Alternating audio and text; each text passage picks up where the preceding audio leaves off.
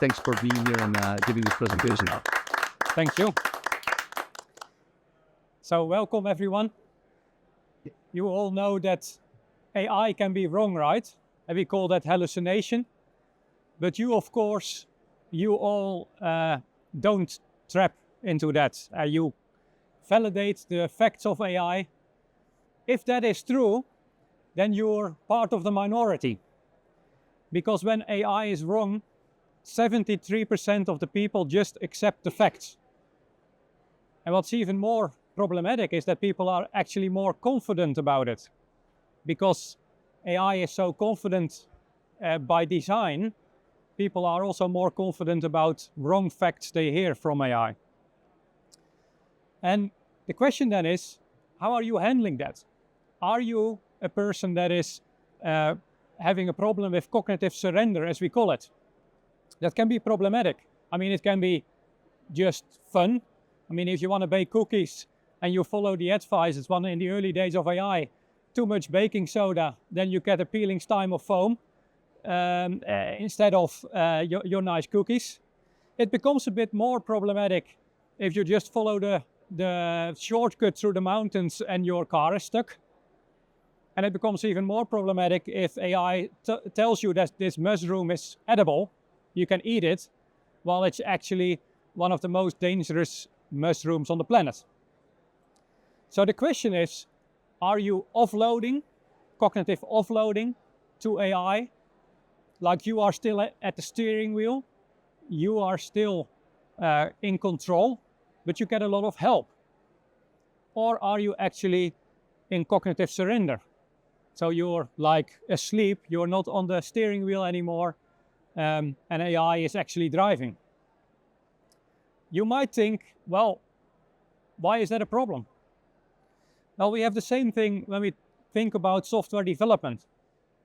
AI is generating code faster and faster. It's accelerating every month, I would say. I mean, just look at the releases from Google. The Gemini releases are becoming stronger and stronger. AI is generating more and more code. But the gap between what you as a human are actually validating for security, for maintainability, that gap is widening. And that's a problem. You might say, well, why is that a problem? Because it's just like a compiler, it just generates code for me. Well, then we get into the triple debt model. So we all know technical debt, right? So technical debt, it's growing in your system, becoming more complex, it becomes harder to change the system. And maybe using AI, you can actually improve on that situation. If you use AI in the right way, it can actually help fight technical debt, do refactorings for you and so on. So that can actually lower. But it only moves the problem. It's not solving software engineering problems, it's moving it. Because then we get into two different modes of debt. And those are not new. They exist without AI as well, but they increase. So the first one is cognitive debt. You maybe know the feeling that you join a new company, new code base, you have to read into it. It takes you probably months or years to really to know all the details and to be able to solve things across the code base. Now, if with AI generating all the code for you, you actually have cognitive debt by design. So the team is not understanding anymore how the architecture of your software system is organized, all the details of the code. So it's really hard to do anything with it. And then we also have intent debt. And maybe you know that feeling that if you are on a team and you have somebody, an old-timer on the team that has been there since the beginning of the company, and yeah, he can explain to you or she why some things are why they are. Why we made certain decisions in the past, why this strange thing is there. Yeah, it's because we had a production problem 2 years ago and we had to solve it in this way. These kind of things, so knowing the intent, why things happened, is also gone if you just vibe your way through your code base. And of course, if you're doing a personal project, just your own personal software system, no problem there. I mean, you just redo it tomorrow if you don't understand it anymore. If you're building enterprise software, software that needs to run the whole company, like hundreds of people, thousands of customers, it is a problem to have these types of debts. Because it makes systems harder to change. Cognitive debts make it harder to understand the system. And intent debt makes it harder to understand why the system is what it is and how to evolve it without losing all the decisions from the past. So how can we solve this? And that's where Rappit comes in. So we solve all three of these debts in different ways. So technical debt, we solve by introducing what we call enterprise AI skills. So we have more than 30 years of experience in building enterprise software, from ERP systems to BPM systems. And all that knowledge has been codified in AI skills that we give to the agents building the software. And from that, we don't directly let agents generate code, but we let them generate artifacts, metadata model artifacts. And from there, we have a deterministic way to generate code. So you know that all the best practices, all the security practices are all by definition in the code. There is no hallucination there. There is no probability. It's all deterministic. Cognitive debt, we counter by introducing what we call a blueprint layer. So we first let agents discuss with stakeholders to get all the requirements in to create a functional design. And the modules, the user stories, the architecture of the system, before we actually even start thinking about implementing things. And that blueprint is what we call a living blueprint. So it's always up to date. Even if you change something down below in the code by adding code extensions, it actually propagates back all the changes to the blueprint. So you know for sure, if you look at the blueprint, it is the reality of your system. So this enables you to quickly explore the system, to understand it, to know the architecture and the design of the system. And last but not least, we counter intent debt by making sure that we capture all intent. So every conversation is captured. And wherever you look in the final application, if you look at the preview mode, whether you look at the model artifacts or at the code, if you click somewhere, you can always ask, why is this way? And then you can trace it back to the intent. What conversations were happening, what decisions were made. So you always are able to understand why the software is, why it is in this way today. So full traceability. So what does that mean? It means that you can operate on 3 different levels in the Rappit platform. So at the first level is what we call intent-driven development. So you can on that level just work with the functional design, iterate on the blueprint, and from there we automatically generate the artifacts and the actual executable code. Secondly, you can also go 1 level down, because sometimes you just don't want to describe everything, but look at a page model or a data model or your business logic and just tweak it there. Or prompt specifically on a specific model artifact. And you can do that with what we call vibe modeling. So prompting the system, changing the models. But when doing that, it takes all the context from the blueprint into account. So that context is given to the agent when it changes the model. So it doesn't break other parts of your system. And of course, again, it keeps the blueprint in sync. And then at the lowest level, you can extend all that code. It's open source code, so completely open. There is no lock-in. You can take it everywhere you want. But even on that level, you can ask our agents to change the code, to extend it.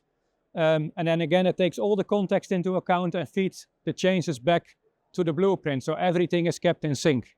So in that way, there is the whole problem of cognitive debt and of intent debt is mostly gone, because you can always trace it back and you can always understand what the system is actually doing.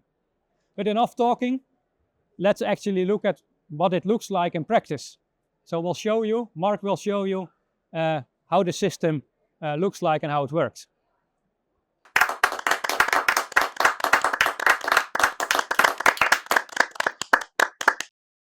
All right. I am very excited to show to you and introduce to you Rai. Rai is our AI agentic agent that augments your development teams, so you can collaborate with Rai to start blueprinting and actually building that app from prototype actually to deployment. Yeah, you can do that in a vibe coding way, so it's very intuitive. Yeah. This is Rai, very clean interface because it's meant for business and IT, very simple. At the bottom, scroll a little bit down, you can already see some of the applications I'm working on. And here, this is Rai itself.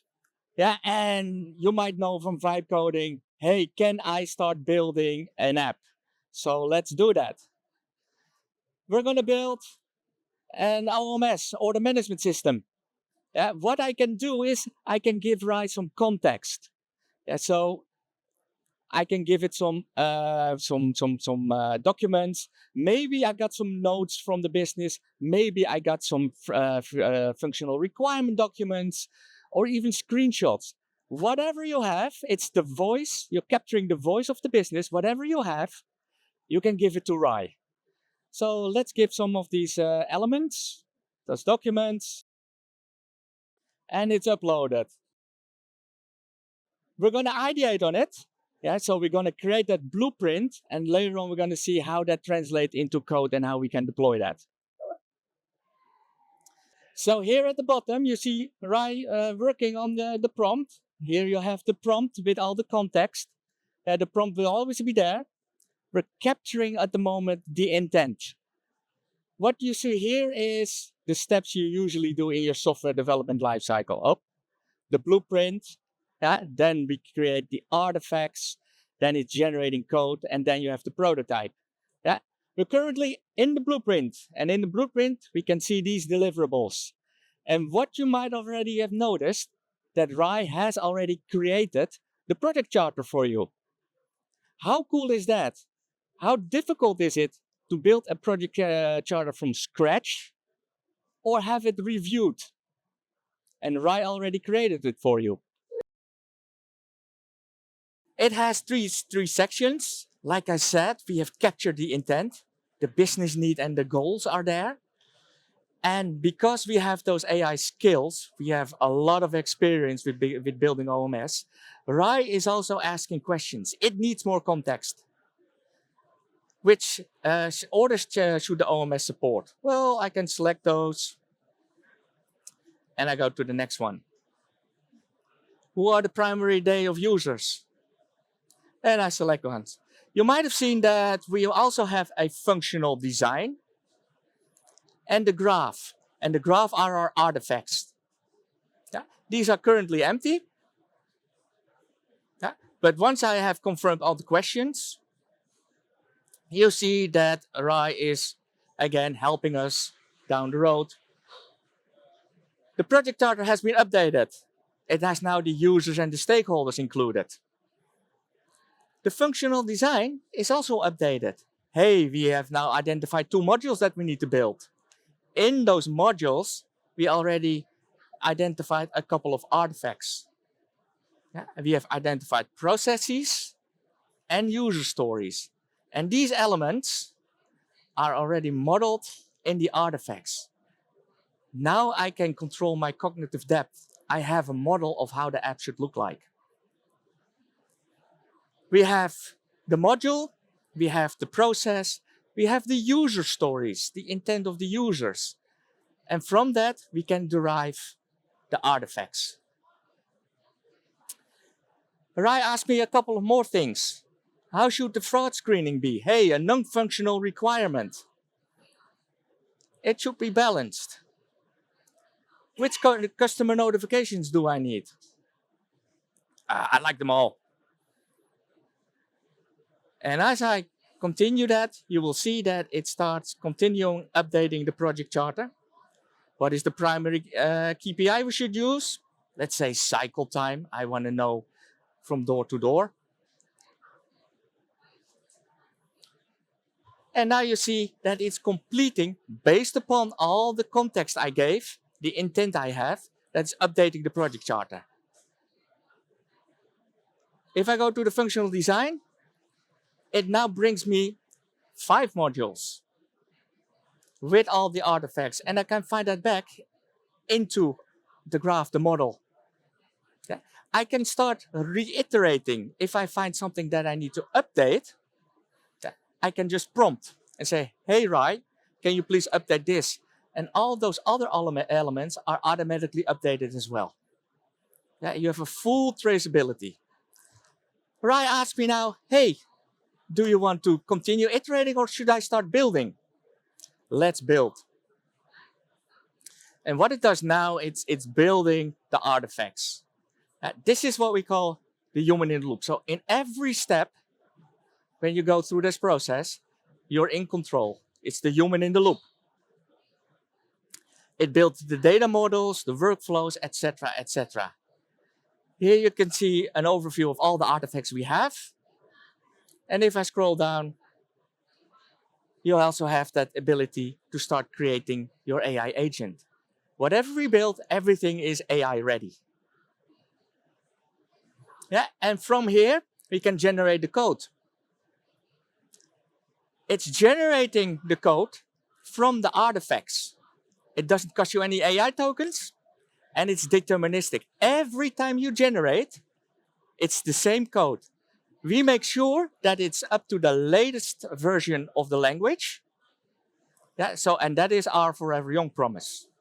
So the software never ages. It's your code, like Johan already says, it's your code. Do whatever you want with it. Yeah? You can see that the generated code is locked, but you're still able to add your own code. So whatever you build in the apps, the sky is the limit. You can do everything and you're still in control. And from here, we can quickly build the preview and see. And this is the moment where you can show the prototype back to the business and say, is that still following the intent that we're trying to achieve? Yeah.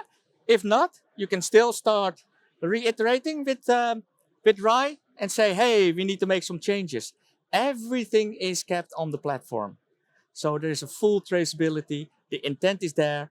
The model will be generated, so reduce and control the cognitive depth. And everything goes a lot faster.